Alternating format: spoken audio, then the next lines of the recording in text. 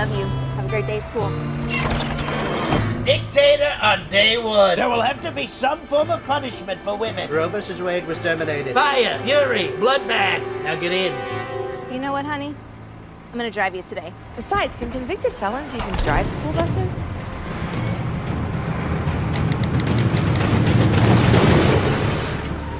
If you wouldn't trust him with your kid, why would you trust him with your country?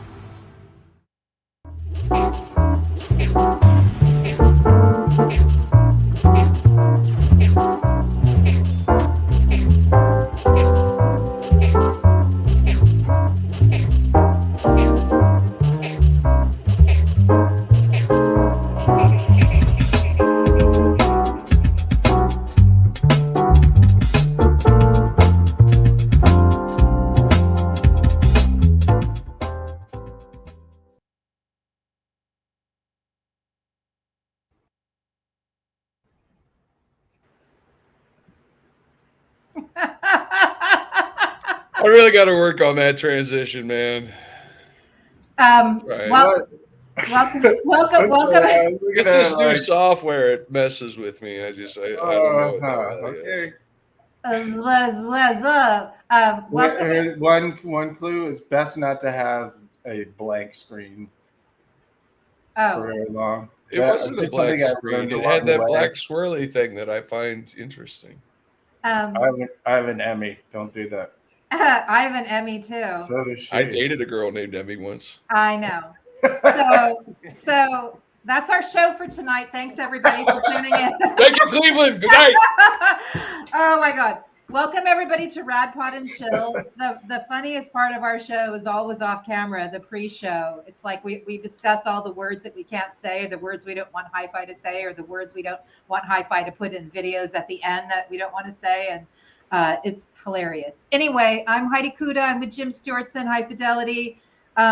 So happy to be back. Hi-Fi was fishing last week, and not that kind of fishing. He was literally on a boat doing the other kind of fishing. Happy to see you guys. So much to talk about. We're going to obviously be talking about episode 106, where we had war correspondent Zarina Zabriskie on talking about the Russians using drones to hunt and terrorize civilians. That's a big deal and an important deal. And I'm glad you're joining us because most people actually watch our highlights that we show rather than the full episode. And we please ask you, if you appreciate the highlights you see, take the time to watch the full episode on YouTube and share with your networks. Zarina right now is the only foreign correspondent in Kherson, and it's really important that we let people know this is happening from somebody who's on the ground witnessing it. And I would very much like to talk to you guys about something important on my mind. This is kind of going to be a therapy session for me because I am not happy that I feel like we are seeing the meme wars of 2016 all over again, M-E-M-E.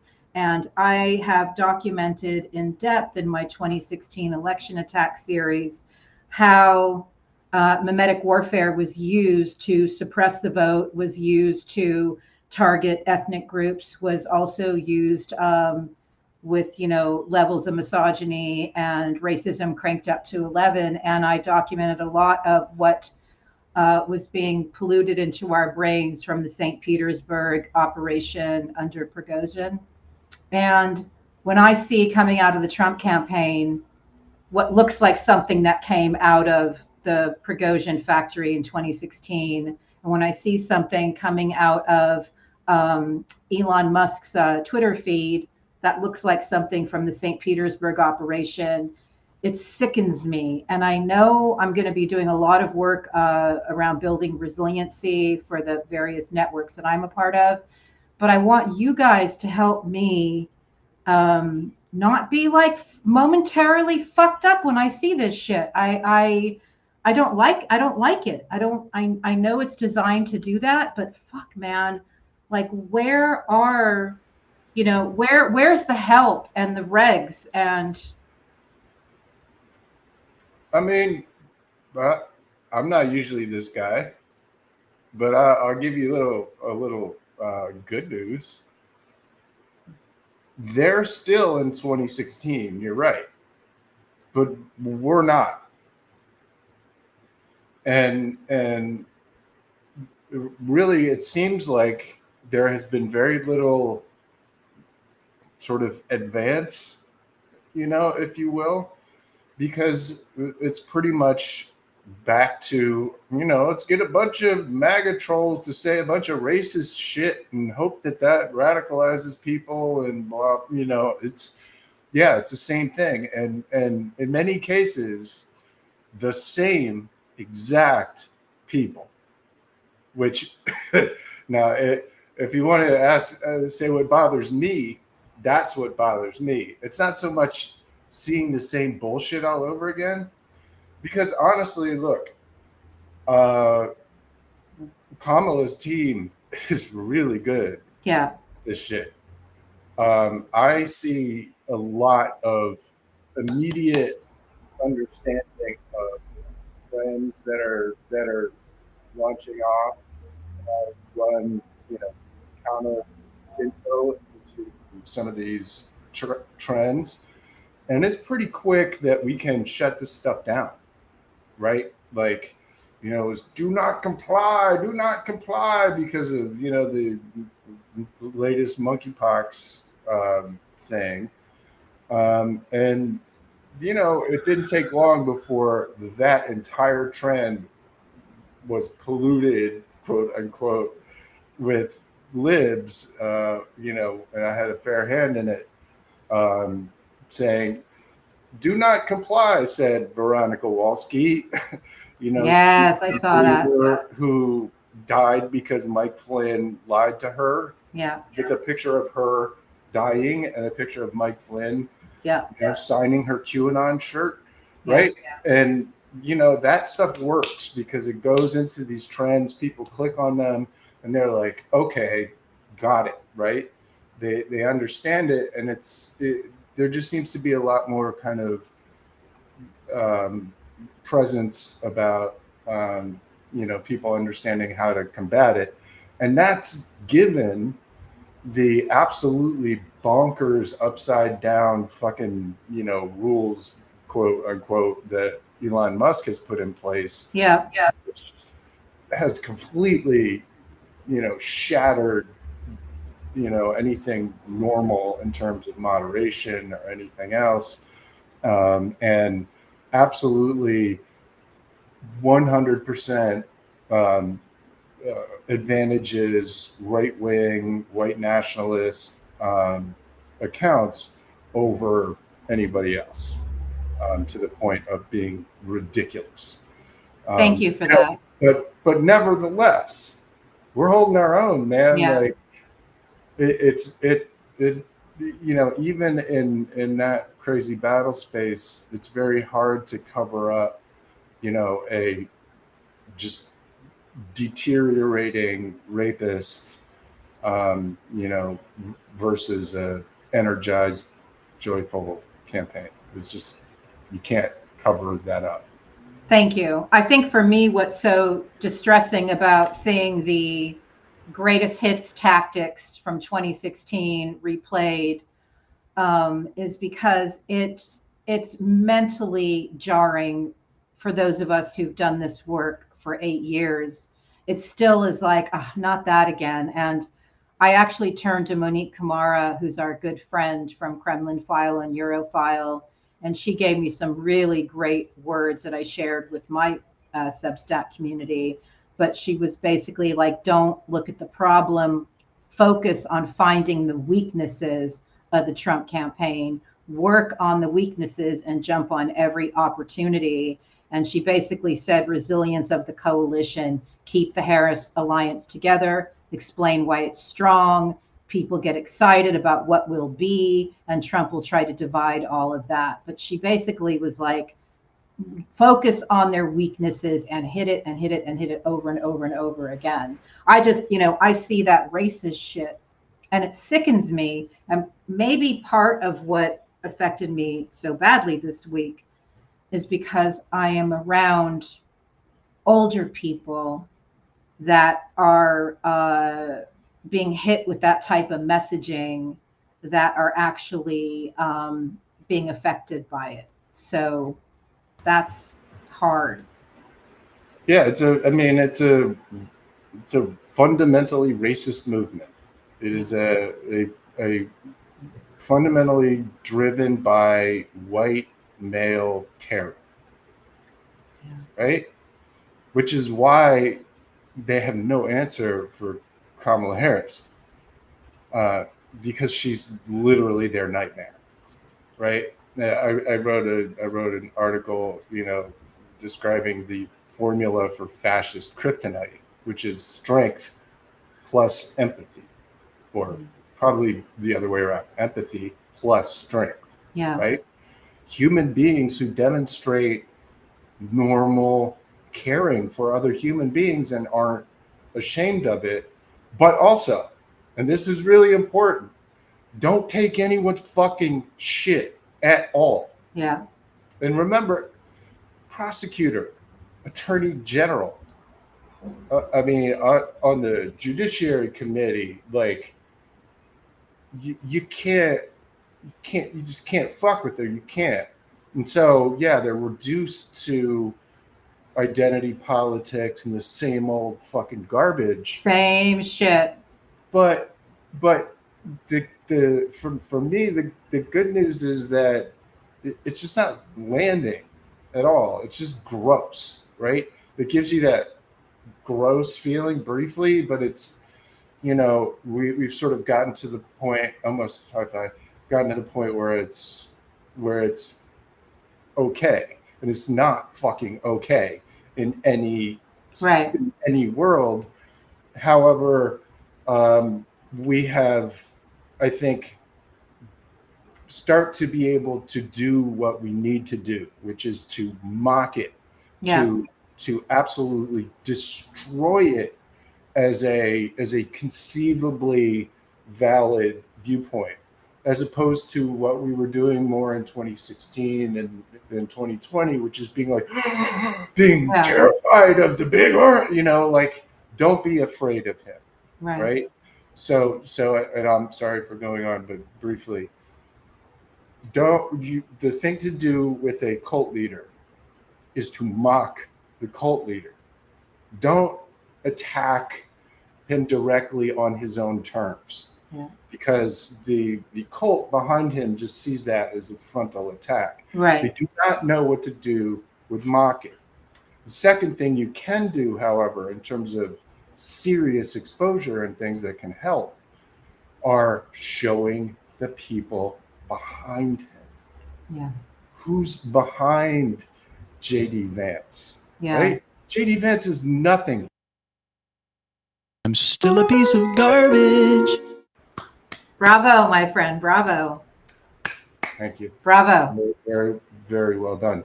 The person behind him is a messianic Nazi. Yeah. So, when you start to peel off, and you don't have to take my word for it, take his word for it. Yeah. When you peel back who's actually behind him, it takes away his power. What we want to do is take his power from him. And you take his power by mocking him, by diminishing him, by belittling him as he should, and by showing that he's just a pawn in a much worse game. Yeah. Because the people that do follow him, that's the kind of thing that can actually click. Yeah. That's the kind of thing that, in my experience, talking to people who have gotten out of QAnon and MAGA, is that it's actually the exposure of the people behind them. It's learning that the wizard is actually just a shitty little old man behind a curtain. Right. Right. Thank you for that. That's very helpful. High Five, what do you say? I find it's very useful when I hear people saying racist shit to say, that's some racist shit right there. Mm-hmm. When they're saying sexist shit, that's some sexist shit right there, man. They complain about us saying JD Vance is having sex with a couch. we had to put up with years and years and years of Donald Trump's lies. Matter of fact, what was it? He had 162 lies in like 54 minutes recently in one of his press. I mean, think about that. That's more than a lie every 20 seconds. Mm-hmm. Like, I couldn't even lie that hard if I tried. Damn. Well, And yeah. yeah, and the money behind him, the billionaires, the Peter Thiel, the Elon Musk. I mean, what was that Elon Musk Twitter space aside from 1 hour of dead space, which Elon Musk then blamed on hackers, which whatever, they just can't run a live stream. Why is this hard for people to understand? Eric Prince, why is a mercenary warlord behind Trump? Right? Why is the guy who represents a war criminal in Eastern Libya also suing Jim fucking Stewartson over here? What the hell is going on?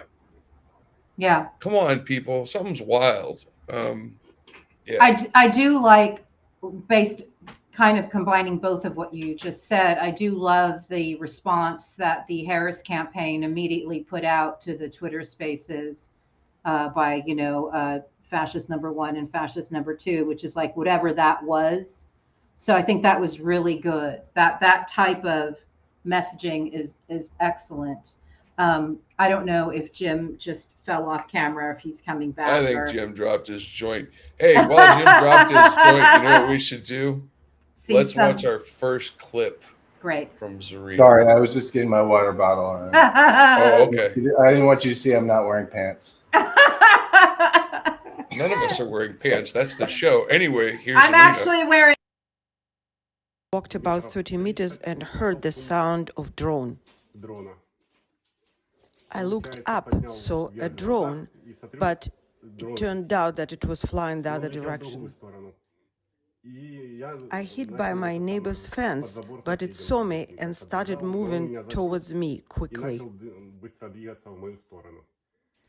I started to run. I got lucky. I ran away.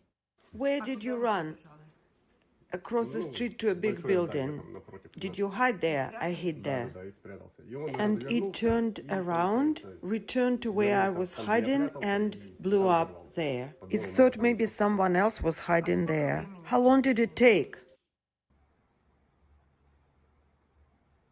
That's insane.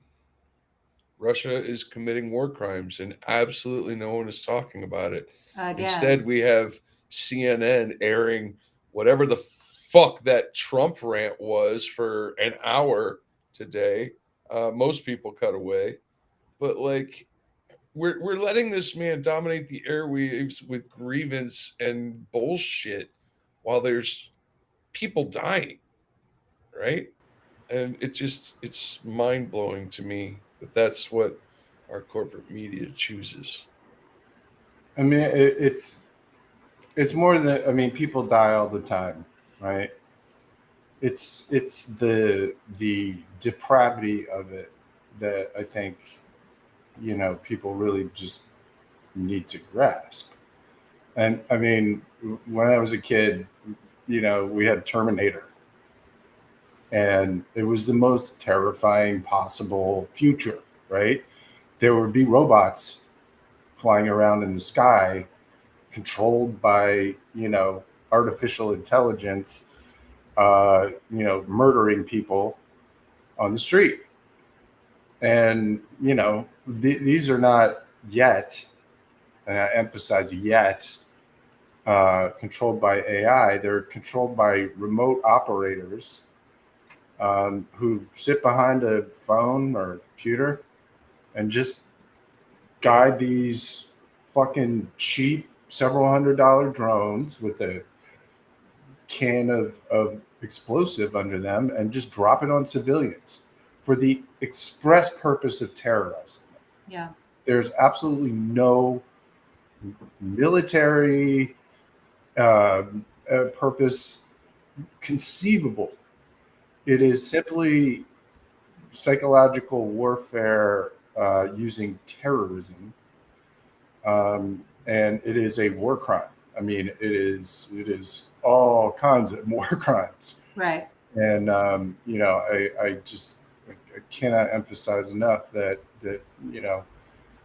this is the direction that not just Putin, but all the people in America that are standing behind him, right, or using him.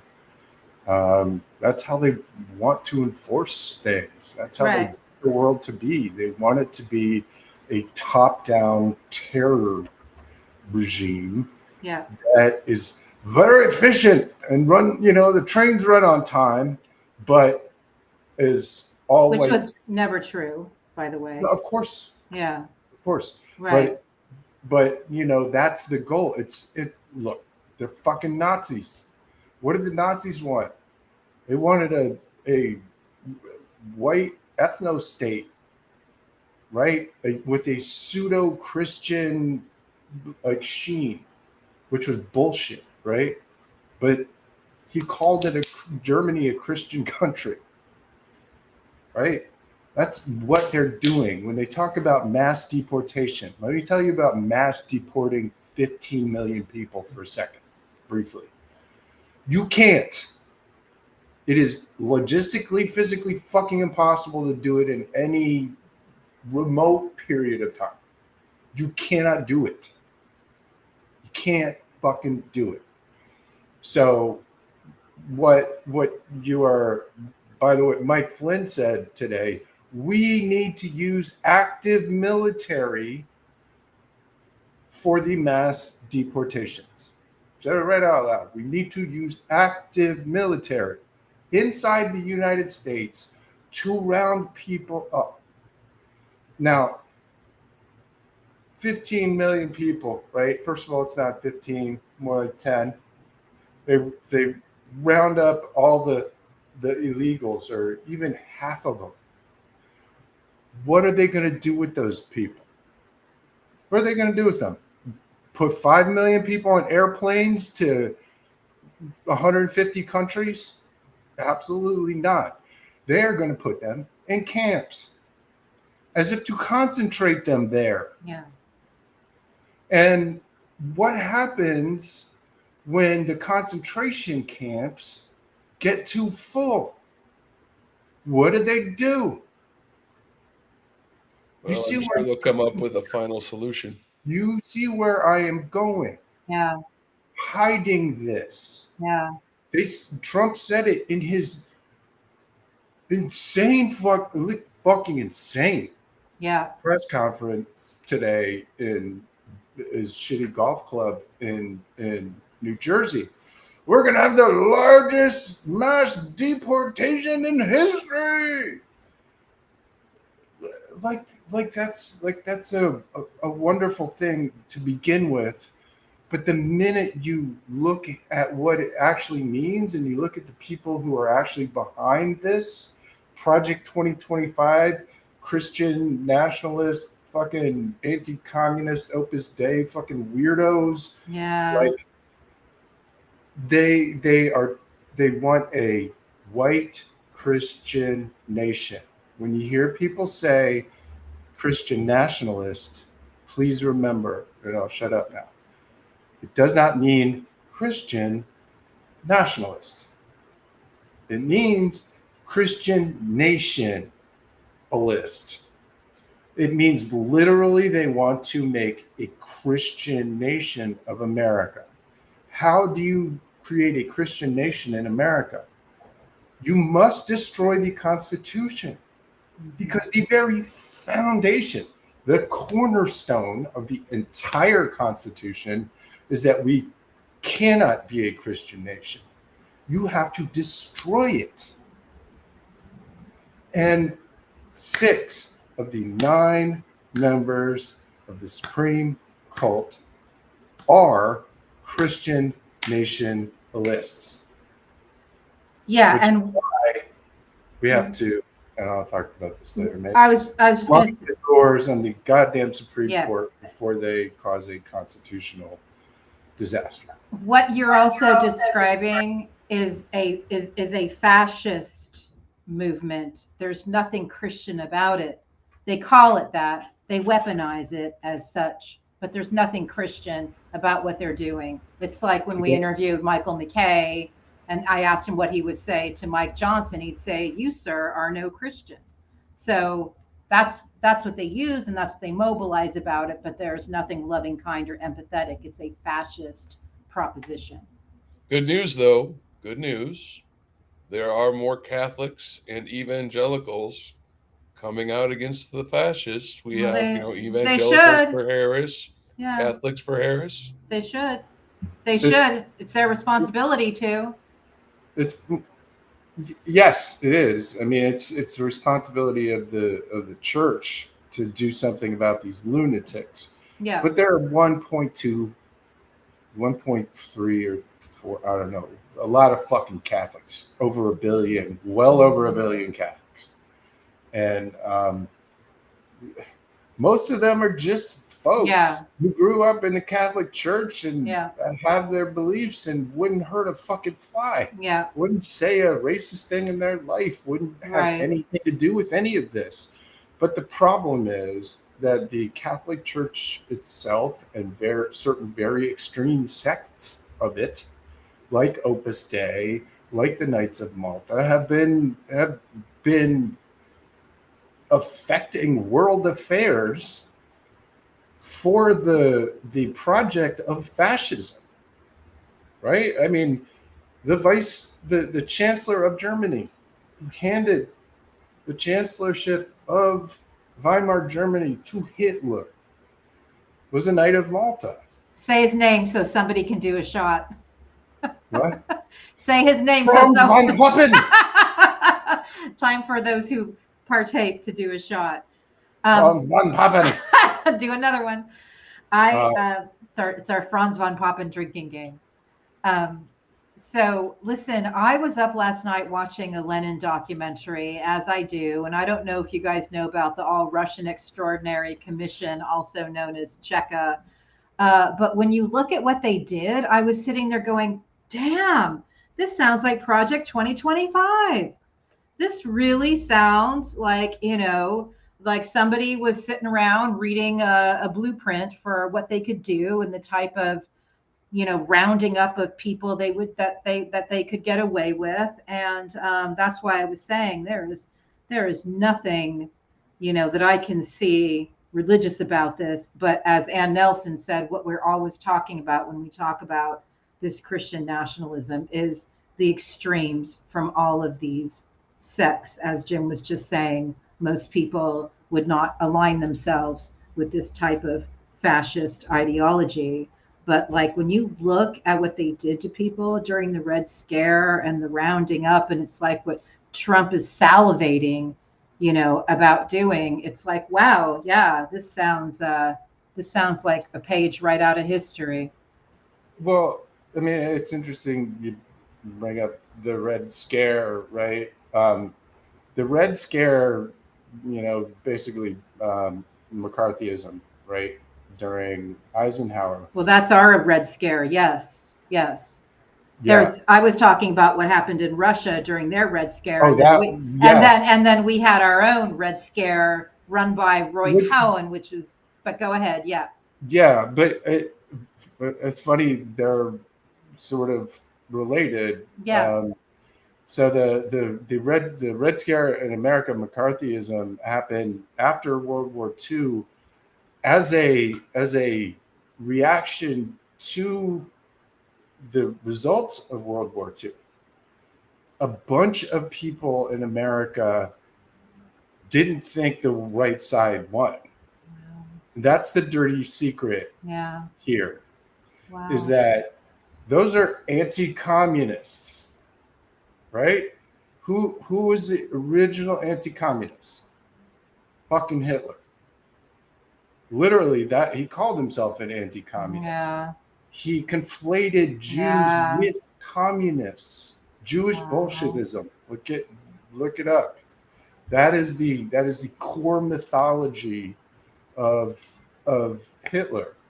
So, for example, somebody I follow very closely, Mike Flynn, comes from all the way back to before World War II, a family of anti-communists.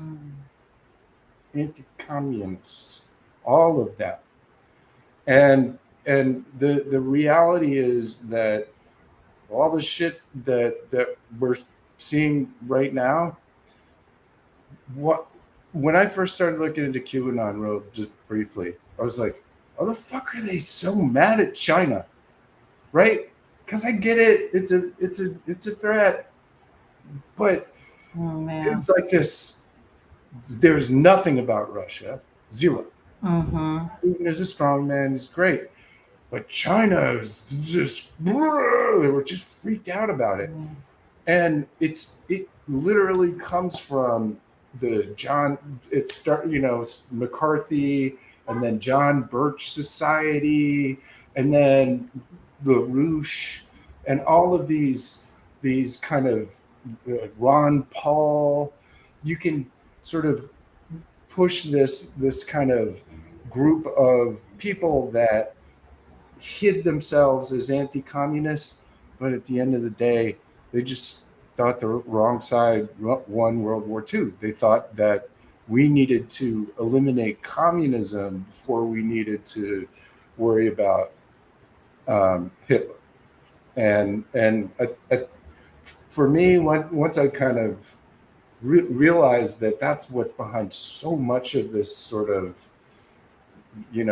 very strange, built-in, like anti-CCP thing, right? That seems odd.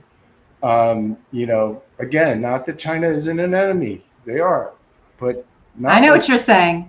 Not like they're saying, and not at the exclusion of the country that's literally hunting people with drones to bring back around. Hunting people in America with psyops and propaganda. Hunting our representatives, our presidents. Hunting our fucking democracy. That's what we need to worry about right now. And I think it's instructive if you really understand these people seriously are relitigating World War II. I also want to point out, because I just did a deep dive for my American Monster series on the Cocktopus. And it's interesting because Fred Koch, was one of the founders of the John Birch Society, and the tentacles that came out of that. And then to see this, what ultimately connected the extreme right and the racist,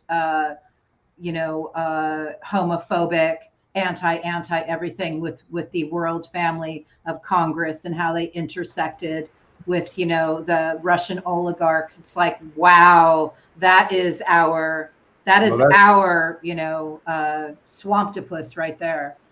Oh, speaking of Russian oligarchs, did you see who got raided today? I did. Why do you have that? Do you have that link? I can pull it up. Dmitry Simes, right? I'm sure that's not how you pronounce his last name, but it's interesting because he is a character that figured prominently in the Mueller report, and he actually has his own show on a Russian-funded network. And these characters, it's almost like a tease. Like you see this, like, oh, FBI raid, and you're like, smoke a little hopium, and then it's like, what might happen in 4 years? Maybe somebody will, get a sternly written letter. I mean, I'm sorry, but it's like, Yeah, right. And Julian Assange will be let off with a single count of whatever. We need to do better. And maybe with a prosecutor as president, more criminals might have much more to be concerned about. I want to see another. Why don't you show the next two Zarina clips back to back? Because I want to talk to you guys about it. Okay. Move, another Russian war crime, namely Russian military drones attack civilians knowingly and purposefully. And to be honest with you, I thought that my own ability to be shocked after 2.5 years is kind of exhausted. And I didn't think that I could be shocked anymore. And that is not true. They do not, they never fail to shock. understanding the world of combat propaganda, how much of this type of warfare is to instill fear in people? Because just hearing you say this puts me in a state of fear. Just knowing that this is happening and knowing that this could be happening anywhere and that nothing's really being done. How much of this is also psychological? Obviously, we see people who've really been injured, so we know how real it is, but how much of this is to instill fear in the population?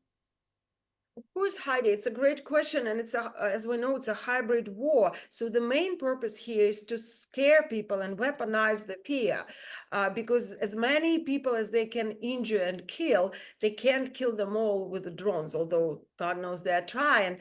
But the intent is to move people away make people leave Kherson, make people abandon their cities, and Ukrainians are very stubborn, so they're not easily scared. But they are scared to be in the street, but they're not scared to enough to leave their city. They love their city. They consider it their Ukrainian city, and they don't want to leave. But that's the intent. So I'm so grateful to her, and every time I see her, I get so emotional. I love that woman.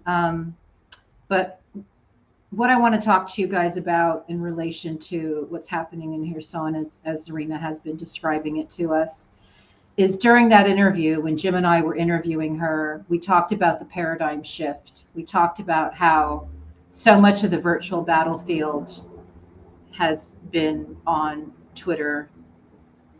And we have this virtual battlefield. And that's why I opened the show with, like, how do I deal with seeing the same type of shitty fucking what looks like Russian created memes again after 8 years of this shit. And then you also have this cheap, horrible, war crime tactic going on of literally hunting and terrorizing people with drones. So that is the world we are in right now. That is our world. And I just want to talk to you guys about that, because it's like, we've all been dealing with the virtual battlefield. We've all known that these type of cheap tactics can happen. Jackie and I talk a lot, and we did a podcast about it, Jackie Singh and I, about surveillance panic, which happens to me periodically when things are strange, because of the work we do.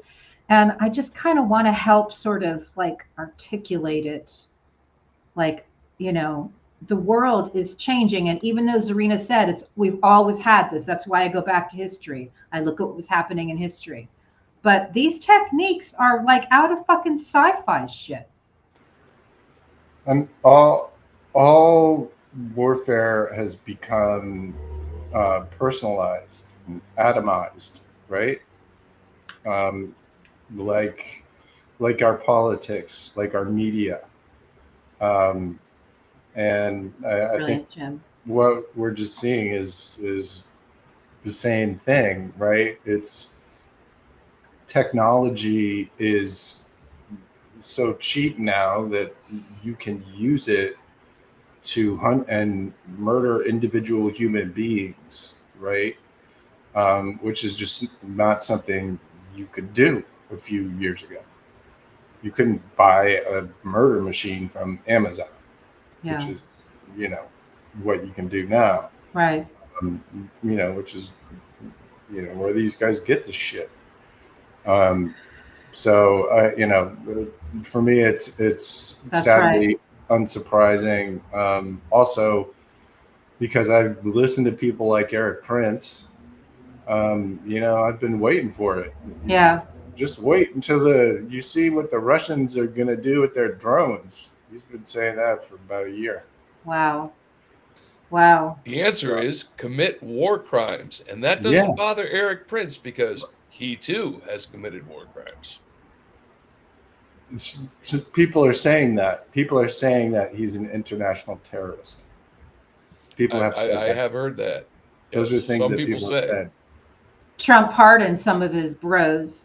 So that is really important. Oh, yes. He's murdering Blackwater fucking Nazis who ran around in Humvees named after Knights Templar. You mean that? Yeah.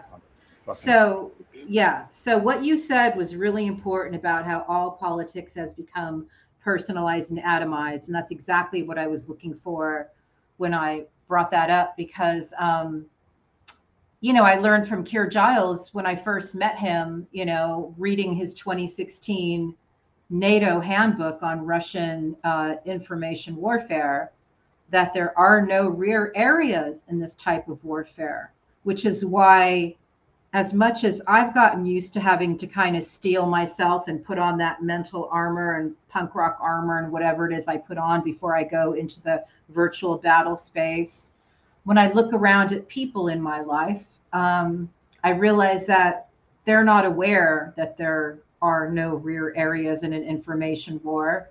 Many of the older adults that I am around don't even know what information warfare is, and yet they are being targeted with it, affected by it.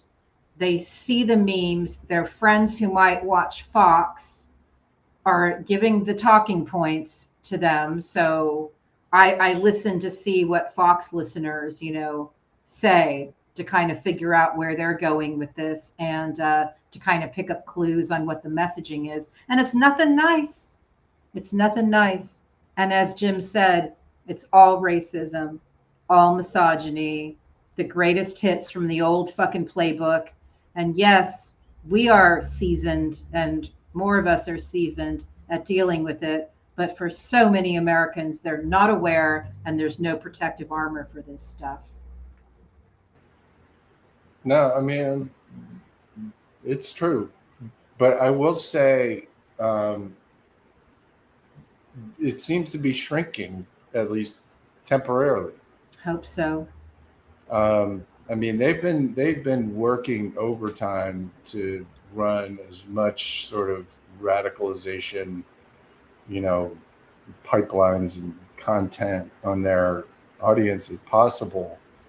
But people just seem to be fucking worn out. They're a little bit. They seem worn out on just being angry and upset all the time. Yeah. I'm seeing more and more, there's two things that are happening simultaneously. One group of people is getting much more radicalized. Yeah. But there are a non-trivial number of people, a smaller percentage of people that are starting to peel off. And I could see it like in my replies. Like there's just an understanding, and sometimes it's just people being particularly triggered. Yes. You can fucking tell. You can just see that they understand that their reality is shattering around them. Yes. And I'm sorry to say, even though it's painful for them, it's a good thing. They need reality, but at the same time, there's another, there's a group of people who are getting much more intense and are being prepared for, January 6th, 2.0, which is unfortunately going to be national. Thank you so much for what you wrote recently, though, about the superpower of this empathy in this movement, because you're right, people who are used to continually being outraged and selling outrage don't quite know what to do with it. So I'm hoping that there is some space in there for some light to penetrate that will actually bring some people back from that terrible darkness that many people have been living in. I rebooted something yesterday. I mean, victimhood and fear are key weapons. They're key components of this. And as Jim said earlier, it gets fucking exhausting.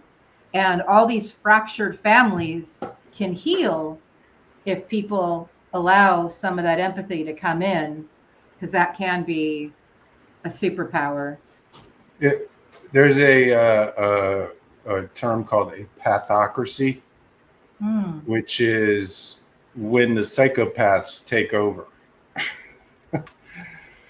and that's what we're fighting. We're fighting a group of, and I mean this literally, clinical psychopaths who have raised themselves to positions of power. And what is the one thing that all psychopaths share? A lack of empathy, right?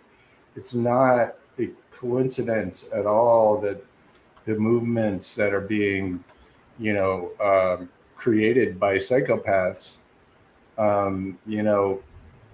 intentionally drive the empathy out of people. Right. Because these guys, they to them, empathy is weakness. Caring about other people is weakness. The only time you should do something for someone else is in a transaction.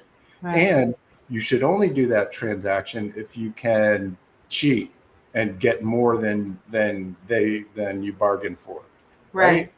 That is the fundamental sort of what psychopathy is about. Now think about that, and now think about Elon Musk. Yes.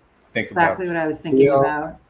Think about Donald Trump. Think about Mike Flynn. Think about Steve Bannon or Eric Prince or Vladimir fucking Putin. Yeah. Or like the Kochs. Yeah. The Kochs, the Mercers. You can go down the list of these oligarchs who deploy every resource that they have against human beings for their own benefit. Right. You can only be a psychopath and do that.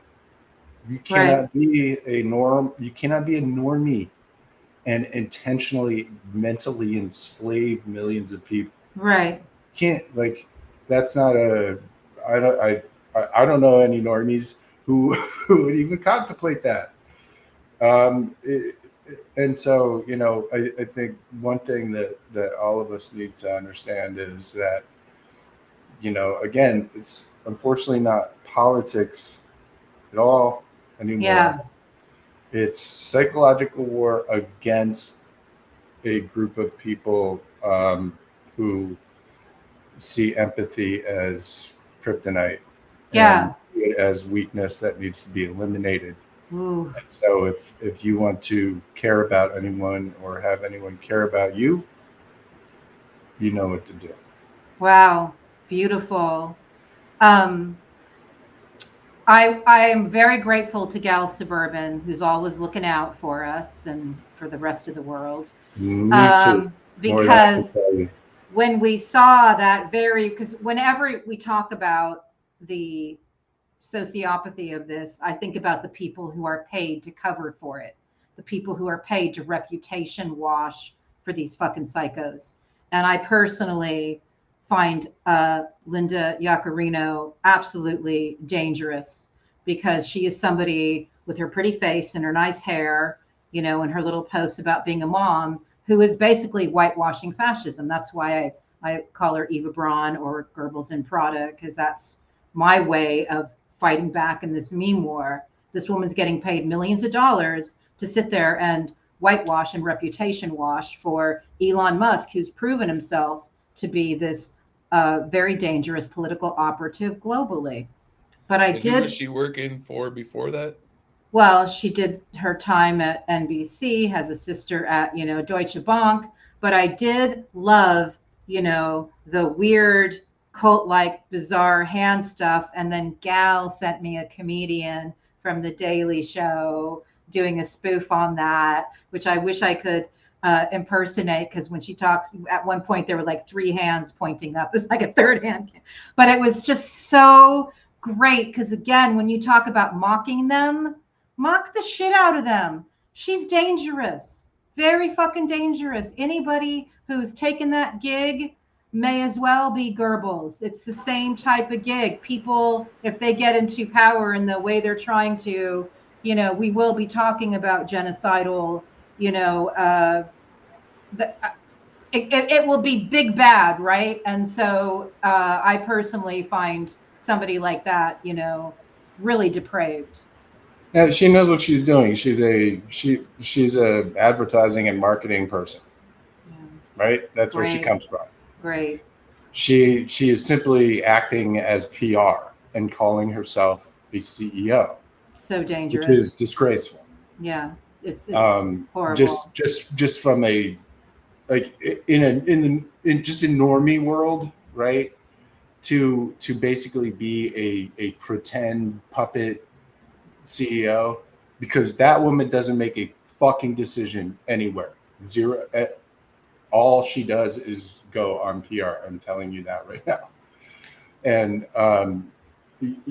for somebody to do that for a guy who is blatantly and obviously abusing his platform to radicalize Americans against the government, against each other, to make $6 million a year. Yeah. I mean, I get it. I want to make $6 million a year, but not doing that. Like you're willing to let this fucking apartheid Nazi take over the country using the town square that you keep talking about as the weapon? What the fuck, man? Like, go. Both of you should go to an island somewhere. Go buy. He's got plenty of money for an island. Should build a little island, and you can build Mars there. You can make a replica of Mars. It'll be great.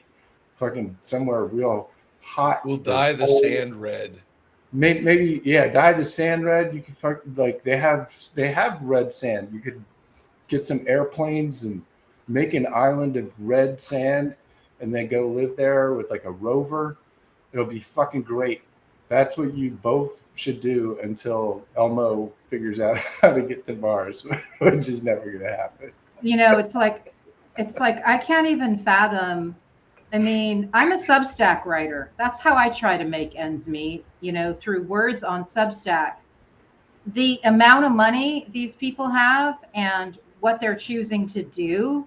And maybe, again, when you look at Musk's tentacles and his ties to Russia and Dana Rohrabacher, maybe not all of it is, something that he fancied he'd be doing, but nevertheless, he's doing it. And he's trying to take our democracy and the UK's democracy with him, and fuck that. And I'm looking forward to more and more awareness of just how dangerous and horrible these people are. Yes, Jim. High five, Jim. High five. High five, Jim. High five, Jim. I just need to say this. If you are a Democrat and you are involved with crypto, you're a fucking idiot. Yeah. No offense. But crypto is organized crime, money laundering, Ponzi schemes, abuse of financial systems to intentionally undermine them and crash currencies. Don't even play with it. Yeah. It needs to go away, or it needs to be regulated. That's it. That is a great point. I wanted to address what Heidi said. Remember, there is an acronym called MICE, MICE, that U.S. counterintelligence uses to evaluate people to try and figure out what their motivations are for acting against the interests of the United States. Yeah. Now, those categories are, and let's just briefly hit each one. Money. Oh, you want us to ideology? Yeah, I was just pausing for dramatic effect. Oh, okay. He's got $250 billion. Yeah. That's pretty good motivation, yeah. I would say. Right. Ideology. Let's talk about ideology for a second. Motherfucker spent 18 years in apartheid South Africa and only left because they started to reintegrate. Got mad about it. Yeah. So he went to Canada and camped out there until he could figure out how to weasel his fucking way into the United States. And came here and every single thing he has done has been to try and dismantle our stupid liberal bullshit so that he can have his boarding school in Johannesburg back. I'm fucking serious. I know His you are. father, his grandfather moved his family. His grandfather was a Nazi, moved his family to apartheid South Africa in 1950, 2 years after they started to advertise themselves as a whites-only paradise, 5 years after World War II was over. That's where Nazis went when they weren't happy with, say, Canada, which is where they were at the time. Okay, compromising. Where he was doing what in Canada? He was doing what in Canada? I'm skipping that on purpose. Okay. See, compromising information. Now, you all may have seen a picture with Elmo and Ghislaine Maxwell. You may or may not have seen an email allegedly from Jeffrey Epstein to Elon Musk asking how kung fu practice with Ghislaine was, right? You have Peter Thiel, and who is hanging out with Opus Dei priests, who has access to Palantir, who has access to all the compromised information on fucking planet Earth. Right. That's Elon Musk's pal. Yeah. Anybody think that the fucking Russians don't have all types of shit on Elon Musk? Yeah. Are you kidding me? Also, ego. So let's talk about briefly Papa. Papa had 2 children with his ex-stepdaughter. That's pretty gross. That he knew from the age of 4 fucking years old. He raised a little girl from 4 years old and then had 2 kids with her. And said to Rolling Stone, the purpose of men is to reproduce. We should have as many babies as possible. Does that sound familiar to anybody? That is the fundamental ego at play here. This messianic belief that you are somehow superior to everyone else and that you should be able to impose your bigotries onto others. So money, ideology, compromising information, and ego. Unfortunately, this guy has a shitload of power and is the largest contractor to the U.S. government. And God knows what bodies are buried where and who has what.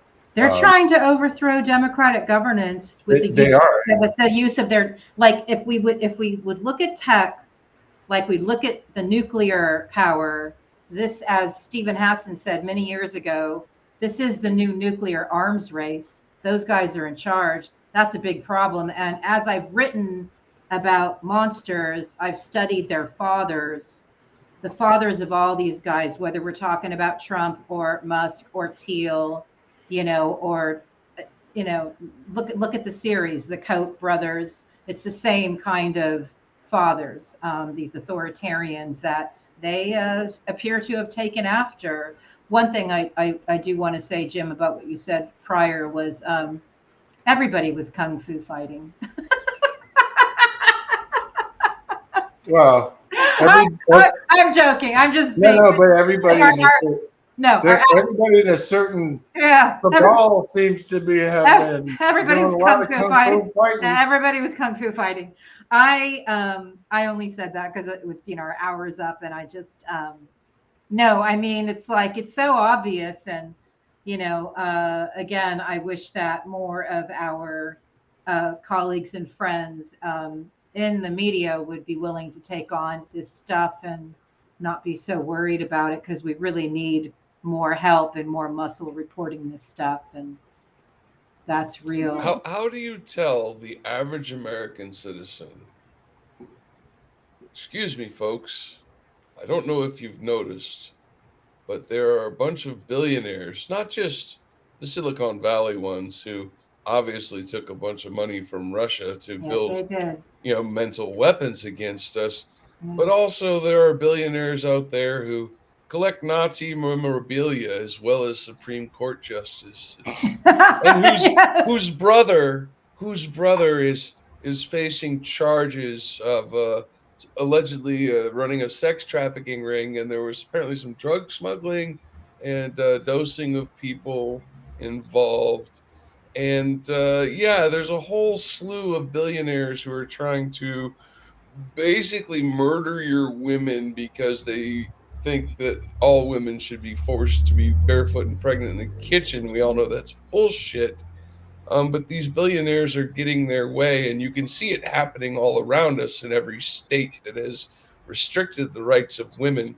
And I hope the women in those states see what is going on and what these billionaires are doing with their purchased lawmakers like Josh Hawley or J.D. J.D. Vance. Yeah. I wonder who purchased him. Can I say one thing? No. I'm still a piece of garbage. Yes. Now you can. It is not the women's responsibility alone. Yes. To go after these motherfuckers and expose them. Yeah. It's the dudes. Yeah. It's men. Word. Stand up, you pussies. Word. All of you. I am, and there's a little bit of energy, we had white dudes for Harris, and, come on, guys, let's get it going. Yeah. Because it is not, it's your daughters. Do you want your daughters growing up like that? I know it seems like it's happening in somebody else's body and whatever, it's not, but do you want your daughter, your granddaughter, do you want Donald Trump in the fucking hospital room with her? Is that what you want?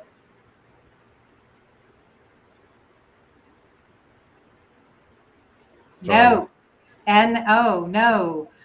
This is just a small aside, but it's pretty major. Just going to bring it up because you talked about Musk and his kids. Only 2 times have I been horrified beyond all belief when I listen to fathers talk about their daughters. Courtney Love's dad in Kurt and Courtney, the documentary, said things about his daughter which were so cruel. I was like, what kind of narcissistic, evil prick are you? And Elon Musk about his daughter, Vivian, who luckily punches back. But it's like, these are not people to be worshipped. These are people who should be shamed in public.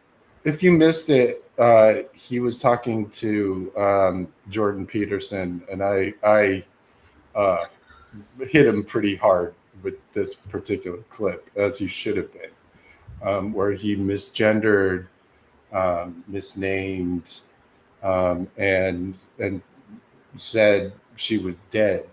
Yeah. And all in a sort of weird, speaking of weird, ketamine haze, where he was in some fucking drug hole, and it was just the creepiest fucking thing I've ever seen in my life. And anybody who could worship that as some kind of genius. Yeah. I think the cat is out of the bag on that. There's no genius. Anybody, you guys should look at the actual details of the website that he made. He's gonna hold on to it until the election, or whatever, and then God knows, Yeah. find alternatives. Yep. Thank you for that, Jim, and thank you for the work of both of you. I always wake up to all the lead stories that I need to know about from Hi-Fi, and I appreciate you so much, bro, both of you. I think that's our show. What else you got, Hi-Fi? Well, I was just thinking about something Jim said about all the energy. And we touched on it earlier as well. There's a lot of people who are in the MAGA cult who are leaving Trump and leaving MAGA because they're burnt out, because their brains are tired. You can only deal with that surge of adrenaline and dopamine and those catecholamines so much, and then you burn out. And I would like to say to all the Harris supporters who showed up with such immense energy, that's awesome. You were sprinting from the starting line, but this is a marathon. And we have 82 days left. Don't burn yourselves out. Stay strong. Keep going. Thanks, High Five. All right. And I'm going to let, there was some pretty interesting investigative reporting done about Project 2025. And one of the fellows behind it, Ken Vogt. And, that's the last word this week. Thanks, High Five. Right. Reporters posing as donors are about to meet one of the key architects of Project 2025 term in a hotel suite rigged with hidden cameras. Nice to meet you. Would you like coffee or something? I'd love coffee, yeah. Great. Meet Russ Vogt. Russell Vogt, the former director of the Office of Management and Budget. He's been called the most dangerous MAGA diehard you've never heard of. I am opposed to the Department of Education because I think it's the Department of Critical Race Theory. The Russ Vogt were comrades in arms. Formerly a cabinet member and chief lieutenant in the first Trump admin. I want to thank Russ for doing an incredible job. He now runs a group called Center for Renewing America. An organization that I helped turn into the Death Star that is accomplishing all the debates that you are reading about. I think you have to rehabilitate Christian nationalism. You have the largest deportation in history, block funding for Planned Parenthood. I want to be the person that crushes the deep state. Vogt is one of the key authors of the blueprint for a second Trump administration. Project 2025. It's an ambitious 920-page blueprint. Like eliminating the Department of Education. The mass firings of civil servants. Banning access to the abortion pill and further restricting abortion rights. In recent weeks, the plans have become so controversial that Trump has been forced to distance himself. They're sort of the opposite of the radical left, okay? You have the radical left and you have the radical right. And they come up with this, I don't know what the hell it is, it's Project 25. Are you ready? I know nothing about Project 25. I haven't seen the document. I don't intend to really see the document. But behind closed doors, Vogt tells us not to take Trump's disavowal seriously. I expect you to hear 10 more times from the rally, the president, distancing himself from the left's boogeyman of Project 2025. Yeah. And you're not worried about that? I'm not worried about it. Okay. He's running against a brand. He is not running against any people. Okay. He is not running against any institutions. It's interesting, he's in fact not even opposing himself to a particular policy. Yeah. He's been at our organization, he's raised money for our organization, he's blessed it from I remember walking into our last day in office and told him what I was going to do. So he's very supportive of what we do.